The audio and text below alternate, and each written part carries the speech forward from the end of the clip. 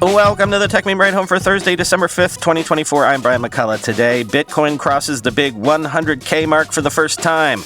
We now know who Trump wants to fill the roles Silicon Valley cares about the most. Is Amazon about to become a top-tier AI model player? 2 new models from Google DeepMind, one of them promising to revolutionize weather prediction. And Waymo says, Bienvenido a Miami. Here's what you missed today in the world of tech. Well, it's finally happened. Bitcoin has passed $100,000 per coin for the first time ever. But get these crazy stats. Bitcoin has rallied more than 126% just since January 2024. And according to S.E.C data, crypto trading volume hit an all-time high in November with more than $10 trillion of assets traded for the first time ever on centralized spot and derivatives exchanges. Quoting Bloomberg. The combined volume doubled last month, according to data compiled by S.E.C data. Crypto markets surged amid optimism for a friendlier regulatory environment for the industry under the newly elected Trump administration, with market bellwether Bitcoin jumping 38% and setting a record high of almost $100,000. This sentiment is evident in the increased appetite for assets like Ripple, which has historically faced heightened regulatory scrutiny, said Jacob Joseph, senior research analyst at S.E.C data. Optimism is also evident on the institutional side, with CME volumes seeing a significant uptick and substantial inflows into spot Bitcoin ETFs over the past month, end quote. Monthly spot trading volume on centralized exchanges increased 128% to $3.43 trillion, the second highest number ever since May 2021. Derivatives volume climbed 89% to $6.99 trillion, surpassing the previous all-time high from March, according to S.E.C data. The data doesn't include volume from so-called decentralized finance platforms, end quote. We now know who President Trump wants for 2 of the roles the tech industry cares about the most. Trump has selected former S.E.C Commissioner Paul Atkins, who is seen as a strong advocate for looser regulation of crypto assets, to succeed Gary Gensler as S.E.C chair. And Gail Slater, an economic policy advisor to Vance and tech policy advisor during Trump's first term, has been proposed as head of the DOJ's Antitrust unit. Quoting the Times, Mr. Atkins, 66, who was an S.E.C commissioner under President George W. Bush, is a well-known and generally admired figure in Washington legal circles and the securities regulatory community. In the early 1990s, he worked at the S.E.C during both Republican and Democratic administrations. He is also seen as a strong advocate for looser regulation of crypto assets, an issue that Mr. Trump adopted as part of his campaign. Shortly after his term as S.E.C commissioner ended in 2008, Mr. Atkins founded Potomac Global Partners, a financial services consulting firm. Potomac provides advisory services to banks and investment firms on regulatory and compliance matters. More recently, the firm has advised clients on issues related to crypto and digital assets. Mr. Atkins, a lawyer, has been playing an active role in helping to draft best practices for crypto trading platforms as co-chair of the Token Alliance, which is part of the Digital Chamber of Commerce. He is also on the advisory board for Scrutinize, a digital asset firm that promotes the use of digital tokens. His nomination will need Senate confirmation, end quote. And quoting Bloomberg, Slater is seen as a pro-enforcement populist Republican, particularly when it comes to the tech sector, and her nomination signals a new Trump administration is unlikely to fully back down from the aggressive stance of Joe Biden's administration. Her boss, J.D. Vance, who has also represented Ohio in the Senate since 2023, has expressed his support for much of the agenda of outgoing FTC chair Lina Khan. Trump hasn't yet named Khan's replacement at the FTC, which enforces both antitrust and consumer protection laws. Slater would replace Biden's Assistant Attorney General for Antitrust, Jonathan Cantor, who has held the post since 2021 and brought a record number of monopolization cases against companies including Google, Apple, Visa, and others. At the Justice Department, Slater will need to tackle a handful of pending mergers, including Capital One Financial's proposed acquisition of Discover Financial Services, as well as a half-dozen monopolization lawsuits against some of the largest U.S. companies. The agency has 2 ongoing cases against Google and is heading back to trial in April on what changes the tech giant must make to its business after being found to have illegally monopolized the online search market. Slater will also be responsible for deciding whether to move forward or settle recent cases filed against Live Nation Entertainment's Ticketmaster, Visa, and Apple. Slater has focused on issues facing big tech companies before. Following her FTC stint, Slater joined the Internet Association, a now-defunct trade group for internet companies, whose members included Amazon and Google. She moved to the White House during the first Trump administration as a special assistant to the president for economic policy with a broad portfolio that included technology, telecom, and cyber issues, end quote.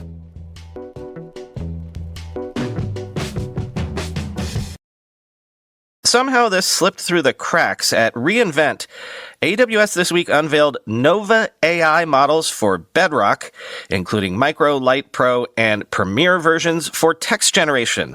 Also, Canvas for image generation and Real for video generation. Quoting TechCrunch. The text-generating Nova models, which are optimized for 15 languages but primarily English, have widely varying sizes and capabilities. Micro can only take in text and output text, but delivers the lowest latency of the bunch, processing text and generating responses the fastest. Lite can process image, video, and text inputs reasonably quickly. Pro offers a balanced combination of accuracy, speed, and cost for a range of tasks. And Premier is the most capable, designed for complex workloads. Pro and Premier, like Lite, can analyze text, images, and video. All three are well suited for tasks like digesting documents and summarizing charts, meetings, and diagrams. AWS is positioning Premier, however, as more of a teacher model for creating tuned custom models rather than a model to be used on its own. Micro has a 128,000 token context window, meaning it can process up to around 100,000 words. Lite and Pro have 300,000 token context windows, which works out to around 225,000 words, 15,000 lines of computer code, or 30 minutes of footage. In early 2025, certain Nova models' context windows will expand to support over 2 million tokens, AWS says. Canvas and Real are AWS's strongest play yet for generative media. Canvas lets users generate and edit images using prompts to remove backgrounds, for example, and provides controls for the generated images' color schemes and layouts. Real, the more ambitious of the two models, creates videos up to 6 seconds in length from prompts or optionally reference images. Using Real, users can adjust the camera motion to generate videos with pans, 360-degree rotations, and zoom. Real is currently limited to 6-second videos, which take about 3 minutes to generate, but a version that can create 2-minute-long videos is, quote, coming soon, according to AWS, end quote. Now, here's what's interesting. You know that I tend to turn to Simon Willison to tell me who's up and who's down in the whole model race. And interestingly, Simon says his first impressions of Nova are that the models are competitive with Google Gemini and extremely inexpensive, and thus may position Amazon as a top-tier model provider for the first time. As a general initial vibe check, these Nova models pass with flying colors. Google Gemini now has competition in terms of pricing. This is a relief to me. Gemini is so cheap, I've been nervous that they'll jack the prices up through lack of competition. These appear to be good multimodal models. Their image handling feels solid, and it's neat to have a new video input model, even if it's quite limited compared to Gemini. Anthropic's decision to raise the price for Claude 3.5 Haiku isn't looking great, given the continued competition at the bottom end of the market. Just a few months ago, Claude 3 Haiku was the cheapest model available. Now it's hardly worth considering, undercut by even GPT-4o Mini. The cost of multimodal models, first Gemini, now Nova, continues to leave me almost speechless. At 0.0136 cents per image, I could generate a description of every photo in my 67,771 personal photo library using Nova Mini for $9.21. With this release, I think Amazon may have earned a spot among the top tier of model providers. Maybe we need a new FANG acronym that covers OpenAI, Anthropic, Google, Meta, and Amazon. I like GAMOA, end quote.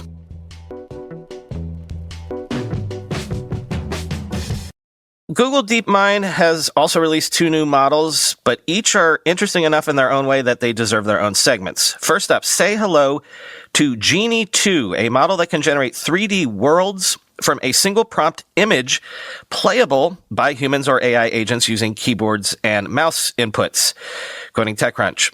Called Genie 2, the model, the successor to DeepMind's Genie, which was released earlier this year, can generate an interactive real-time scene from a single image and text description, e.g., a cute humanoid robot in the woods. In this way, it's similar to models under development by Fei-Fei Li's company World Labs and Israeli startup Descartes. DeepMind claims that Genie 2 can generate a vast diversity of rich 3D worlds, including worlds in which users can take actions like jumping and swimming by using a mouse or keyboard. Trained on videos, the model's able to simulate object interactions, animations, lighting, physics, reflections, and the behavior of NPCs. Many of Genie 2's simulations look like AAA video games. And the reason could well be that the model's training data contains playthroughs of popular titles. But DeepMind, like many AI labs, wouldn't reveal many details about its data sourcing methods for competitive reasons or otherwise. One wonders about the IP implications. DeepMind, being a Google subsidiary, has unfettered access to YouTube, and Google has previously implied that its terms of service give it permission to use YouTube videos for model training. But is Genie 2 basically creating unauthorized copies of the video games it watched? That's for the courts to decide. DeepMind says that Genie 2 can generate consistent worlds with different perspectives like first-person and isometric views for up to a minute, with the majority lasting 10 to 20 seconds. Most models like Genie 2, world models, if you will, can simulate games and 3D environments, but with artifacting, consistency, and hallucination-related issues. For example, Descartes' Minecraft simulator Oasis has a low resolution and quickly forgets the layout of levels. Genie 2, however, can remember parts of a simulated scene that aren't in view and render them accurately when they become visible again. World Labs models can do this too.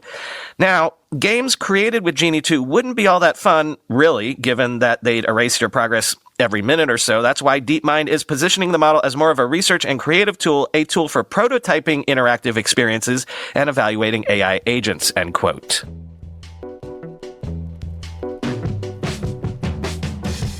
But maybe more interesting and applicable for everyday folk like you and me, DeepMind also unveiled GenCast, an AI weather model that the company claims outperforms traditional methods on up to 15-day weather and deadly storm forecasts.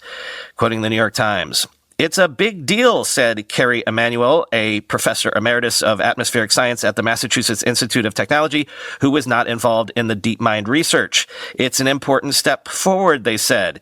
In 2019, Dr. Emanuel and 6 other experts writing in the Journal of the Atmospheric Sciences argued that advancing the development of reliable forecasts to a length of 15 days from 10 days would have, quote, enormous socioeconomic benefits by helping the public avoid the worst effects of extreme weather. Ilan Price, the new paper's lead author and a senior research scientist at DeepMind, describes the new AI agent, which the team calls GenCast, as much faster than traditional methods. And it's more accurate, he added. He and his colleagues found that GenCast ran circles around DeepMind's previous AI weather program, which debuted in late 2023 with reliable 10-day forecasts. Remy Lam, the lead scientist on the project and one of a dozen co-authors on the new paper, described the company's weather team as having made surprisingly fast progress. "I'm a little bit reluctant to say it, but it's like we've made decades worth of improvements in 1 year," he said in an interview. "We're seeing really, really rapid progress." The world leader in atmospheric prediction is the European Center for Medium-Range Weather Forecasts. Comparative tests regularly show that its projections exceed all others in accuracy. DeepMind tested its new AI program against the center's Ensemble Prediction System, a service that 35 nations rely on to produce their own weather forecasts. The team compared how the 15-day forecasts of both systems performed in predicting a designated set of 1,320 global wind speeds, temperatures, and other atmospheric features. The Nature report said the new agent outdid the center's forecasts 97.2% of the time. The AI achievement, the authors wrote, helps open the next chapter in operational weather forecasting. Matthew Chantry, an AI specialist at the European Center for Medium-Range Weather Forecasts, said his agency was already adopting some of its features. "That's how highly we think of it," he said. "Machine learning in general," Dr. Chantry added, "was accelerating human bids to outmaneuver some of nature's deadliest threats," end quote. And this was probably inevitable. Fresh off the tool being part of Spotify Wrapped, as I told you about yesterday, 3 of Google's NotebookLM team members, including Reza Martin, a designer and an engineer, are leaving to launch a startup focused on a user-first AI product.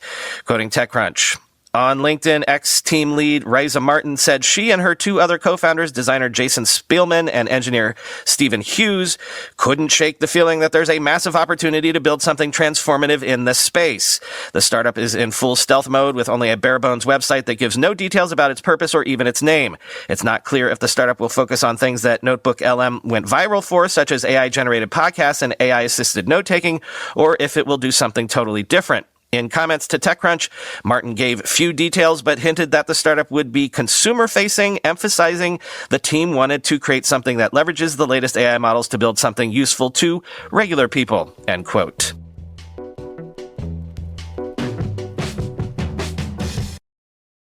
And finally, Waymo is continuing its region-by-region expansion. Somebody alert Will Smith, because Waymo is coming to Miami.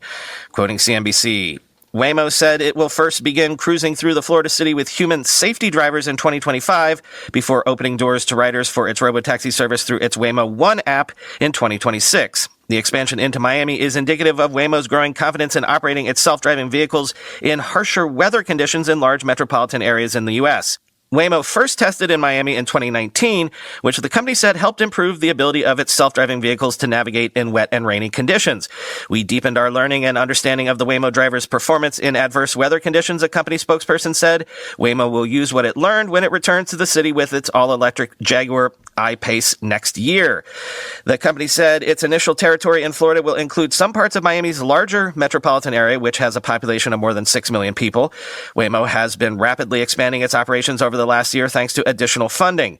In November, the company announced it was removing its waitlist of about 300,000 people in Los Angeles, so anyone would be able to use Waymo One to hail a self-driving robotaxi throughout the nearly 80 square miles of Los Angeles County. The company's ride-hailing service also operates citywide in Phoenix and San Francisco. And in September, Waymo announced a partnership with Uber in Austin and Atlanta.